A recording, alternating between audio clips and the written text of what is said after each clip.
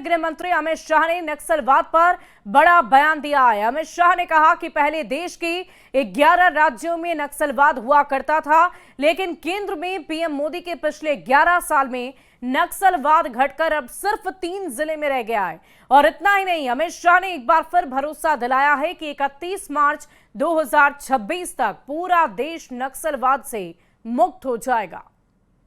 सबसे बड़ी बात है, मोदी जी के 11 साल में देश सुरक्षित हुआ है। ये देश के 11 राज्य में नक्सलवाद हुआ करता था। 11 साल में 11 राज्य में से नक्सलवाद अब 3 जिलों में बचा है। और मेरी बात याद रखना, 31/3/2026 को ये देश नक्सलवाद से मुक्त हो जाए।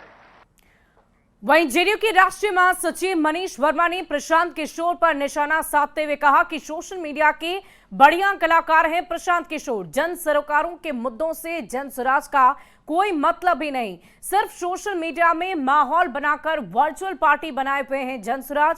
कटिहार में 3 दिवसीय दौरे पर आए जेडीयू के राष्ट्रीय महासचिव मनीष वर्मा ने कई सवालों पर खोलकर अपनी बात रखी है।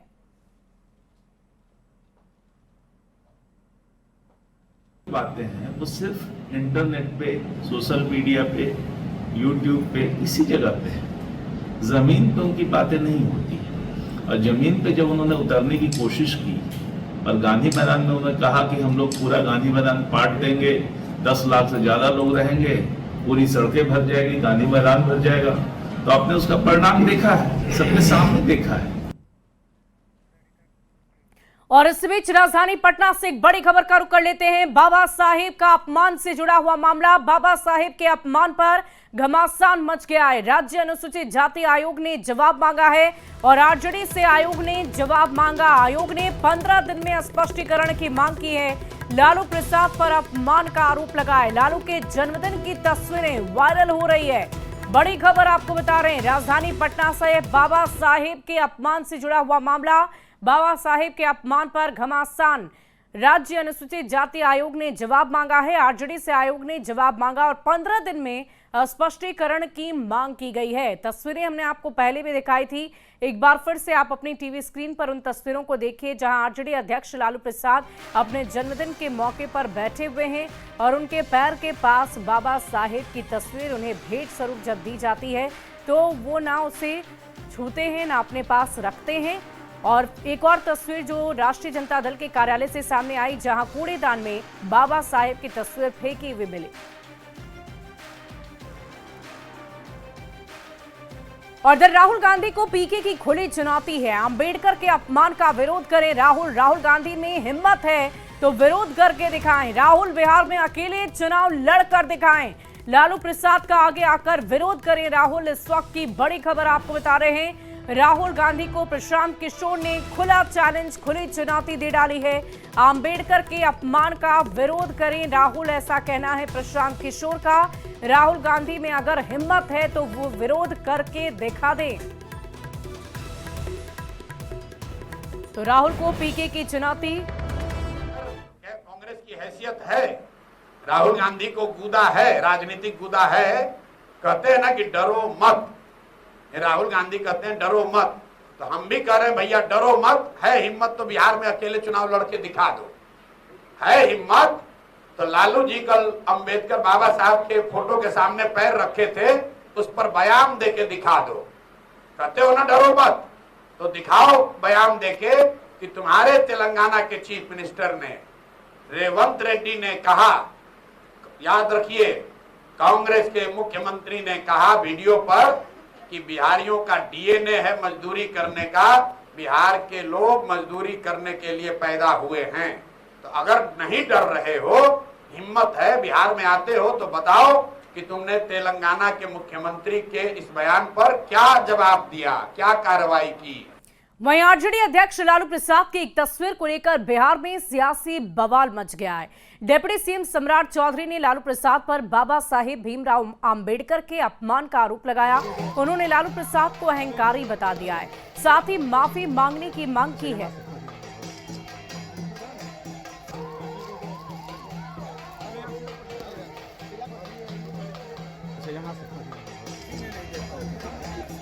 इतना अहंकारी नेता किसी ने नहीं देखा।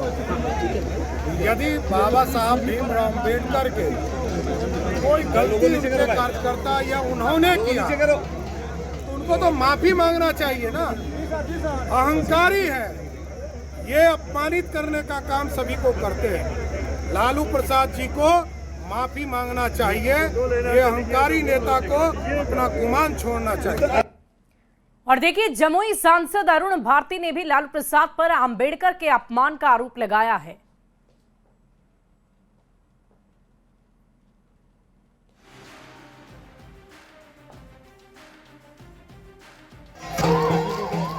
ये देखिए कि आज एक सजा याफ्ता नेता जिस पर करोड़ों के चारा घोटाले का आरोप साबित हो चुका है, वही बाबा साहब का तैल चित्र अपने मंच पर अपने पैरों के नीचे रखकर खुद को सामाजिक न्याय का मसीहा समझने का दंभ भर रहे हैं। सवाल यह नहीं है कि किसने तस्वीर रखी, सवाल यह है कि बाबा साहब को राजनीतिक औजार की तरह इस्तेमाल करने वाले अब उनके प्रतीकों का भी अपमान करने लगे हैं। और बाबा साहेब के अपमान वाले लालू प्रसाद के वायरल वीडियो पर बीजेपी के राष्ट्रीय प्रवक्ता गुरु प्रकाश पासवान ने जोरदार पलटवार कर दिया है। लालू प्रसाद के साथ आरजेडी से प्रायश्चित और माफी मांगने के लिए कहा गया है। गुरु प्रकाश ने कहा कि बाबा साहिब का इस तरह से अपमान को लेकर पूरा बिहार शर्मसार है और पूरा दलित समाज लालू प्रसाद से जवाब मांग रहा है। बीजेपी ने कहा कि बाबा साहिब का अपमान बीजेपी कभी बर्दाश्त नहीं करेगी। वो वीडियो हम सबके सामने है और देश के करोड़ों दलितों के मन में पीड़ा है, मन में वेदना है। आज बिहार कंप्लीटली पूर्णतः शर्मसार है। पूरा देश का दलित समाज आपसे जवाब चाहता है। हमारे परम पूज्य बाबा साहेब अम्बेडकर के लिए ऐसा दुर्व्यवहार हम कतई बर्दाश्त नहीं करेंगे। और इस पर से आरजेडी की युवराज, उनका क्या बयान आ रहा है कि आलतू फालतू विषय है। ये शब्द है उनके आलतू फालतू, मुझे समझ में नहीं आता है। तो बाबा साहेब के अपमान का मामला अब तूल पकड़ता जा रहा है। बिहार के ग्रामीण कार्य मंत्री अशोक चौधरी ने भी पलटवार किया है और कहा है कि जिस बाबा साहेब के योगदान की वजह से लालू प्रसाद ने इतने समय तक शासन किया, उनका सम्मान नहीं किया। इस बात के लिए तो लालू जी को भी ध्यान रखना चाहिए कि जिस बाबा साहब भीमराव अंबेडकर के सामाजिक न्याय की भूमिका पर इतने लंबे समय से राज किए हैं, तो उनके ऊपर उनको संवेदनशील होना चाहिए था। लेकिन वहाँ के स्टाफ लोगों को भी ध्यान रखना चाहिए कि जब कोई चीज़ ले नहीं रहे हैं तो क्यों लेके जा रहे हो, और जब लेके कोई आ भी गया तो कम से कम इतना तो कि भाई उसको पकड़ लेते। और इधर विवादों को लेकर बचाव में उतरे आरजेडी नेता लालू प्रसाद का बचाव किया है और बीजेपी पर परसेप्शन की राजनीति का आरोप लगाया है। लालू प्रसाद जी ने हमेशा शोषितों, वंचितों, दलितों, अति पिछड़ों, आदिवासियों को हक और अधिकार दिलाने के लिए, उनको मान सम्मान के लिए उनके प्रति हमेशा सम्मान का भाव रखा है। बाबा साहब डॉक्टर भीमराव अंबेडकर के विचारों को लालू प्रसाद जी ने सरजमीन पर उतारने का काम किया। और इस बीच तेजस्वी यादव का नीतीश सरकार पर हमला, भ्रष्टाचार चरम सीमा पर है। तेजस्वी ने यह कहा, मुख्यमंत्री आवास तक भ्रष्टाचार, अधिकारियों का मनोबल बढ़ा हुआ है, सरकार में लूटने की होड़ मची हुई है, सरकार को कैसे लूटा जाए इसमें सभी अधिकारी जुटे हुए हैं, उनका मनोबल काफी ज्यादा बढ़ा हुआ है। क्या कुछ कह रहे हैं नेता प्रतिपक्ष तेजस्वी यादव, आपको सुनवाते हैं।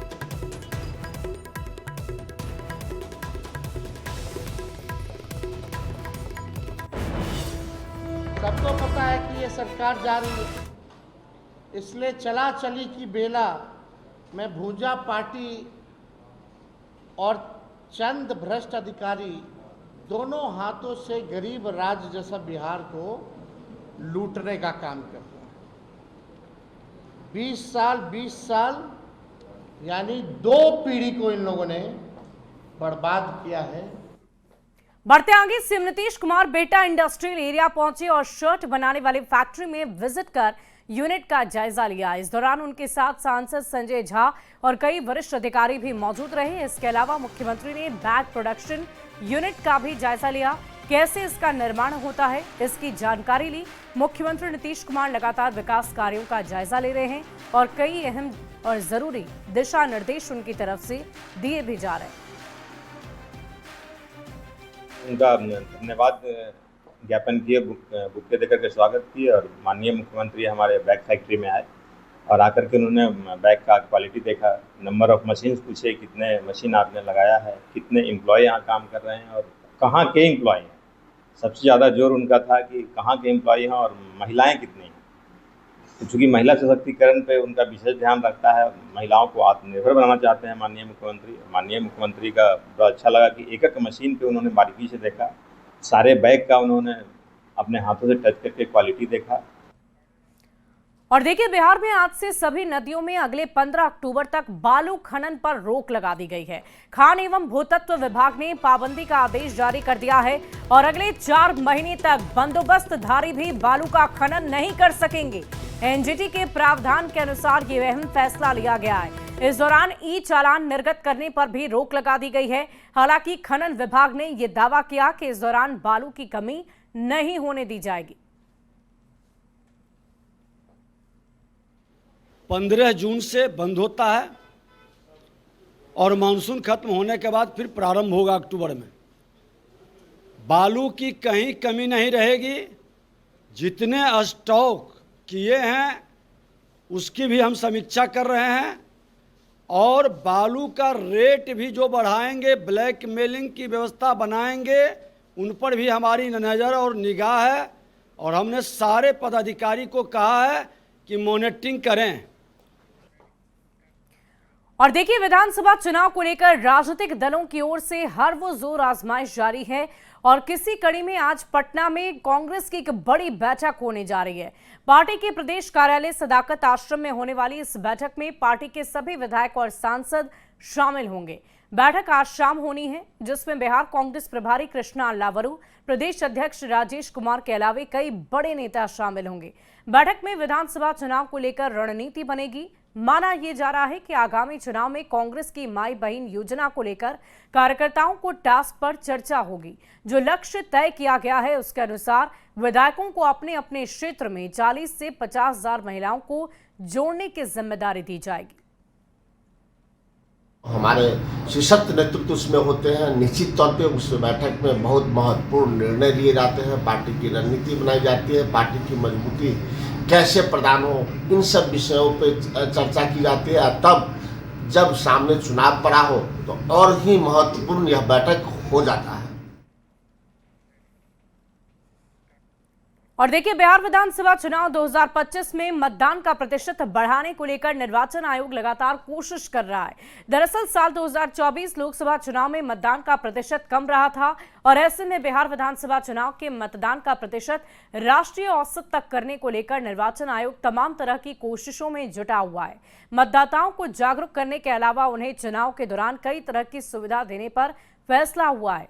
और अधिक जानकारी दे रहे हैं न्यूज 18 संवाददाता संजय कुमार। 2025 में बिहार विधानसभा चुनाव को लेकर निर्वाचन आयोग मतदान का प्रतिशत बढ़ाने के लिए मतदाताओं को हर स्तर पर जागरूक कर रहा है और लगातार निर्वाचन आयोग जो है वह कई महत्वपूर्ण फैसले ले रहा है।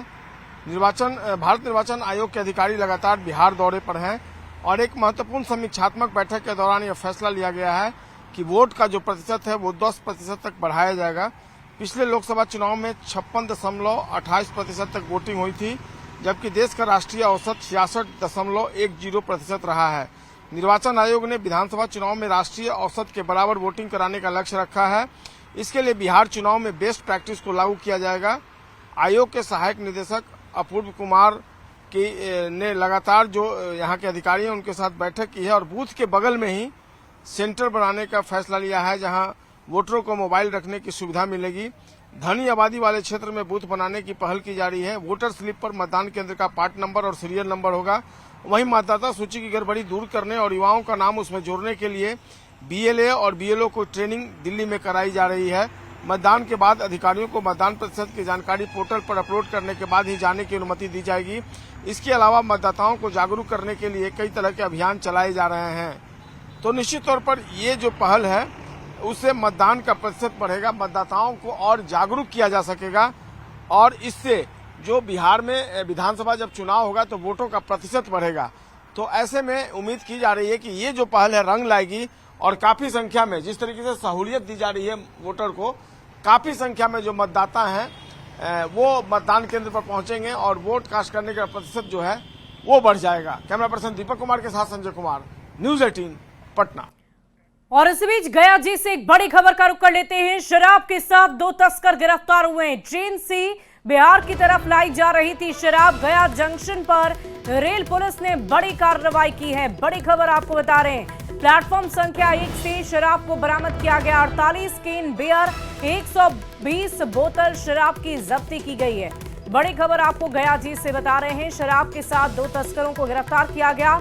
ट्रेन से बिहार लाई जा रही थी शराब। गया जंक्शन पर रेल पुलिस ने बड़ी कार्रवाई की है।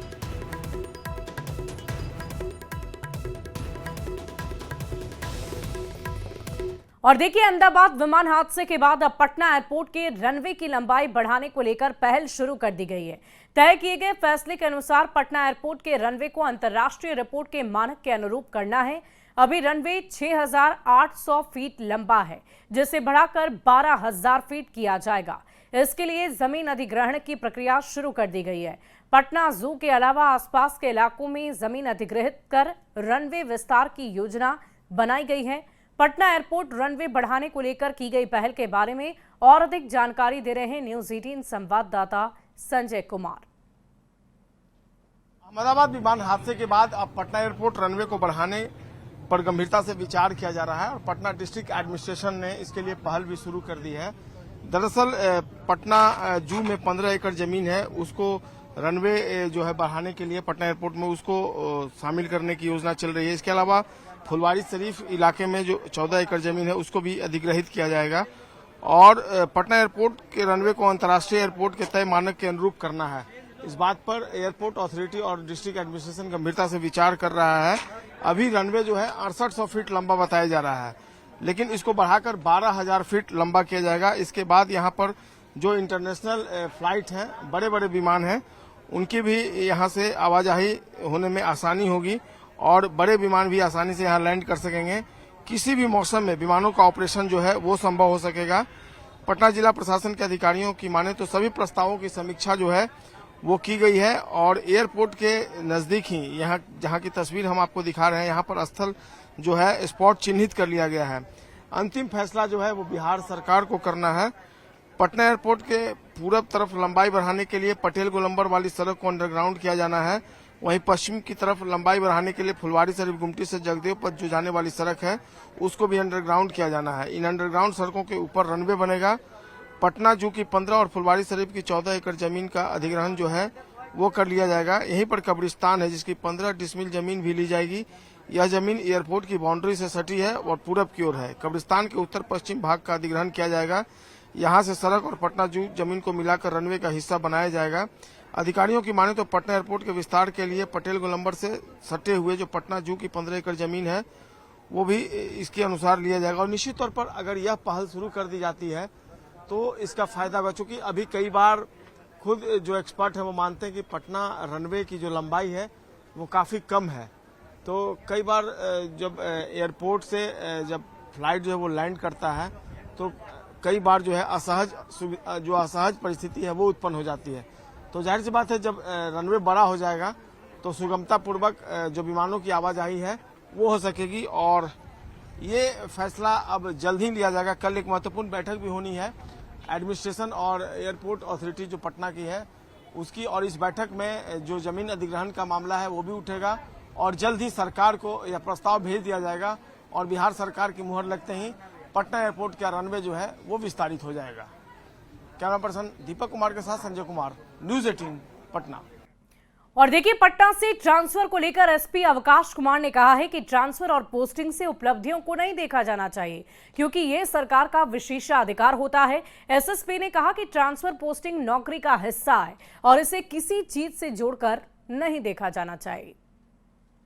पटना जिला में वरीय पुलिस अधीक्षक के रूप में 5 महीने का कार्यकाल हमारा करीब रहा और इसके लिए सबसे पहले तो मैं अपने राज्य की सरकार माननीय मुख्यमंत्री जी को धन्यवाद देता हूं कि उन्होंने मुझे ये मौका दिया काम करने का। यहाँ पर हमारे वरीय पदाधिकारी उनको भी धन्यवाद देता हूं मैं। हमारे मीडिया के कर्मी आप लोगों का भी सहयोग काफ़ी प्राप्त रहा हम लोगों को। कुछ जो लोग हैं जिनको डेटा इंटरप्रिटेशन में दिक्कतें थी, हमारे आंकड़े देने के बावजूद भी शायद समझ नहीं पाए वो लोग, उनको डेटा इंटरप्रिटेशन की दिक्कतें रही होंगी, तो उन लोगों को भी मैं धन्यवाद देता हूँ। कम से कम कवर किया उन्होंने, प्रकाशित किया। यहाँ ज़िला प्रशासन का भी सहयोग बहुत रहा हमारी पुलिस को, उन लोगों को विशेष रूप से धन्यवाद।